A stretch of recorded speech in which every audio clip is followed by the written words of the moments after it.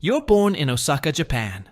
Your father was Chinese, a factory worker who disappeared when you were 4, left for a pack of cigarettes and never came back.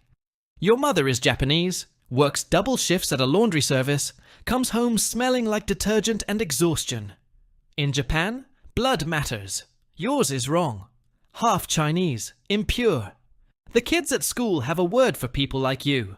They use it often. Your teachers hear everything. They do nothing. You learn early that some people are born belonging. You were born outside, looking in through glass you can't break. The beating happens when you're 15. 3 older kids from a different school corner you in a park near the train station. They've seen you before. They don't like your face. They take turns. Fists, kicks, a wooden stick one of them brought from home. You curl up on the ground and wait. That's when you notice the man. Black suit, silver watch, leaning against a car across the street, smoking a cigarette. He watches the whole thing like it's a movie he's seen before. When the kids leave, he walks over, doesn't help you up, just looks down. You want them to fear you instead? He asks. His name is Mori. He runs a family, not the kind with dinner tables and holidays. He doesn't care that you're half Chinese. We're all outsiders here, he says. Orphans, dropouts, broken things. He offers you a place to sleep and food to eat. The catch: you start at the bottom. The bottom is lower than you can imagine. You go home, pack a bag, leave your mother a note saying you found work. You're not lying.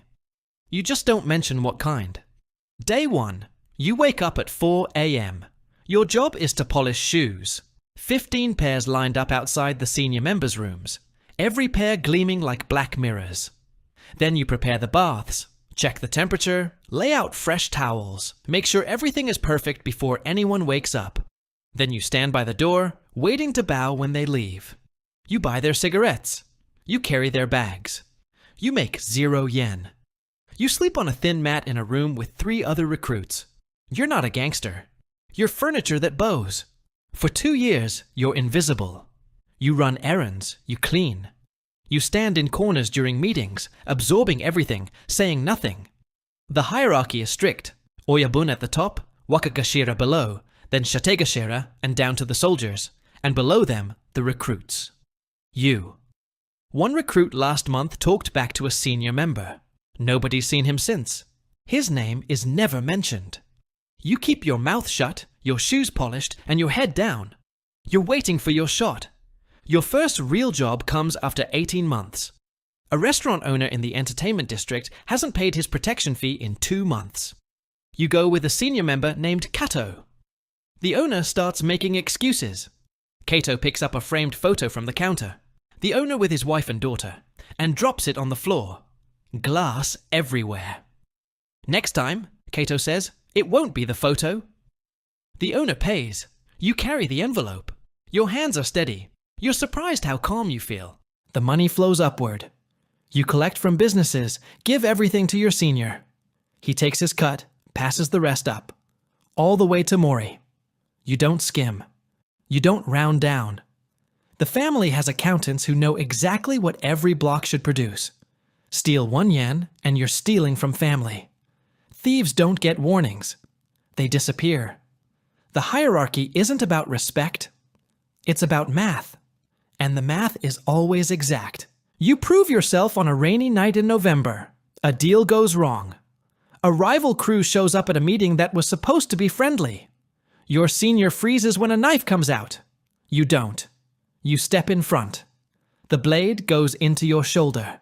Deep, scraping bone. 43 stitches. The police ask questions at the hospital. You tell them you fell on a fence. They don't believe you. You don't care. Word gets back to Mori. The half-Chinese kid took a blade and didn't say a word. 2 weeks later, you're invited to a ceremony. The Sakazuki ritual. You kneel across from Mori in a tatami room that smells like incense and old wood. A cup of sake sits between you. He drinks first. You drink from the same cup. That's it. No contracts, no lawyers. You're family now. Father and son, bound by ritual. Mori looks at you differently after. Not like a tool, like an investment. You belong here, he says. First time anyone's ever said that to you? First time you've believed it. The tattoos begin a month later.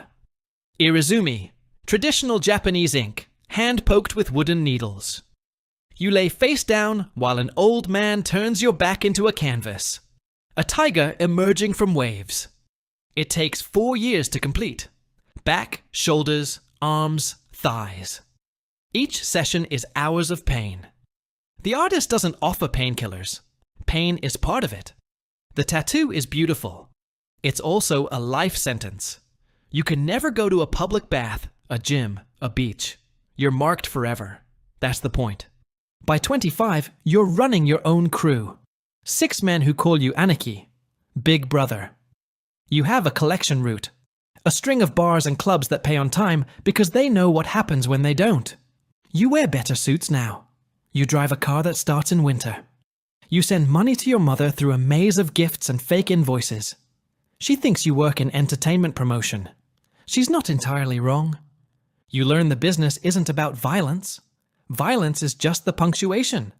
The real business is territory, relationships, leverage. You learn which politicians take bribes and which ones need threats. You learn which police captains can be bought and which ones need to be avoided. You learn that fear is a renewable resource. Use it sparingly and it lasts forever. Use too much and people start thinking they have nothing to lose. That's when they become dangerous. You try to have normal things. A woman, she works at a club you protect, knows what you are, doesn't ask questions. An apartment with a view of the city. Dinners at restaurants where the owner seats you first and never brings a bill. But normal is a costume you wear, not a life you live. You check your car every morning. You sit with your back to the wall. You memorize the exits everywhere you go. Paranoia is just good planning when everyone actually is out to get you. You make a mistake when you're 27. A shipment gets intercepted by police. Not your fault. Bad luck. An informant somewhere in the chain. But it happened on your watch. Your responsibility. In the corporate world, you'd get a warning.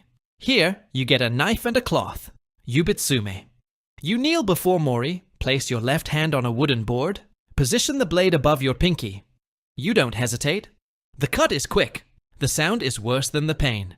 You wrap the fingertip in silk and present it with both hands. Mori nods. Debt paid.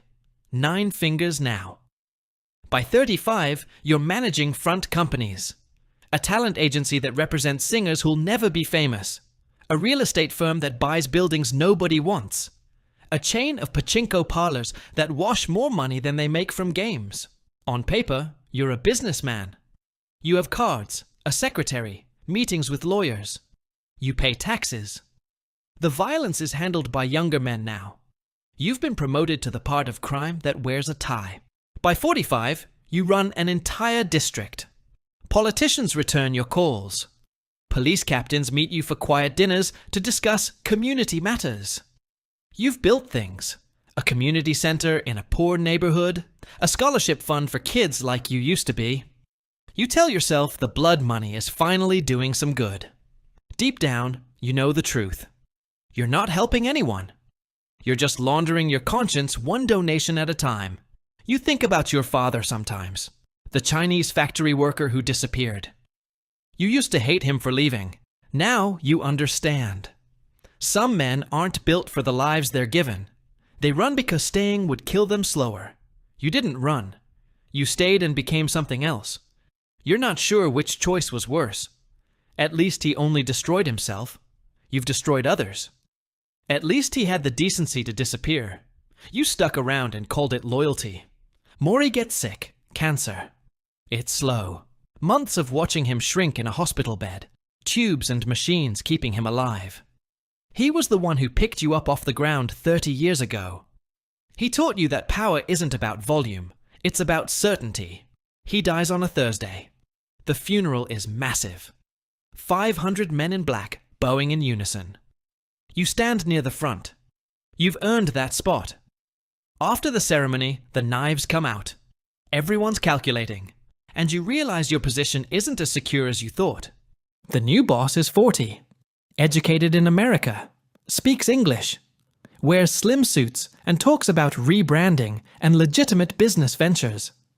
He looks at your tattoos like they're a disease, looks at your missing finger like it's a confession.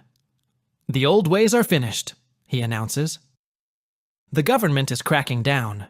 Banks won't work with tattooed men. The organization needs to evolve. What he means is, men like you are evidence of a past they want to erase. They hold a vote. The same men who bowed to you for 15 years now raise their hands to cast you out. Hum on. Expulsion. Your name erased from the registry. Your territory reassigned. Your business is transferred. You walk out with nothing but your suit and the ink under it. In the